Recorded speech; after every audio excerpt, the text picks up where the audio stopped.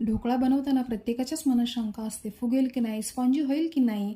पण अशा पद्धतीने जर बनवलात तर नक्कीच पहिल्यांदा बनवणारेही एकदम परफेक्ट बनवतील. मिक्सरच्या भांड्यामध्ये 2 वाट्या बेसन पीठ, 1 चमचा मीठ, 1 चमचा साखर, अर्ध्या लिंबाचा रस आणि चिमूटभर हळद टाकून आणि 1 वाटी पाणी टाकून मिक्सरमध्ये फिरवून घ्यायचं. आणि ज्या भांड्यामध्ये स्टीम करणार आहोत त्याला तेलाने ग्रीस करून घ्यायचं आणि जे मिश्रण आपण मिक्सरमध्ये काढून घेतलेलं आहे त्याच्यामध्ये 2 चमचे तेल आणि इनोचं पॅकेट टाकून ते पुन्हा एकत्र मिक्स करून घ्यायचं. खूप चांगलं एका डिरेक्शनमध्ये मिक्स करून घ्यायचं, जेणेकरून ते आपण जो इनो टाकलेला आहे तो पूर्ण सगळीकडे मिक्स होईल.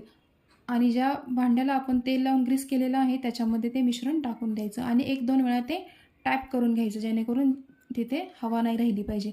आणि कुकरमध्ये मी पाणी उकळत ठेवलेलं आहे, त्याच्यामध्ये एक उंच स्टँड ठेवलेला आहे, जेणेकरून आपला डब्बा पाण्यामध्ये जाणार नाही. आणि कुकरची शिट्टी काढून 20 मिनिटे वाफून घ्यायचं. तोपर्यंत एका पॅनमध्ये मोहरी, कढीपत्ता आणि मिरचीची फोडणी द्यायची आणि त्याच्यामध्ये 1 कप पाणी घालायचं आणि चवीपुरतं मीठ आणि थोडीशी साखर टाकून ते उकळून घ्यायचं.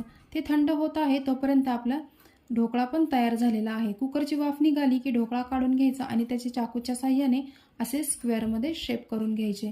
आणि ते झाले की जी आपण फोडणी तयार केलेली आहे ती त्याच्यावर टाकून घ्यायची. पाण्याचं प्रमाण जरा जास्तच ठेवायचं, जेणेकरून खाताना ढोकळा घशाला कोरडा लागत नाही. तयार आहे इथे आपला स्पॉन्जी लुसलुसीत ढोकळा. रेसिपी आवडली असेल तर लाईक, शेअर आणि सबस्क्राईब करा. थँक्यू. बाय.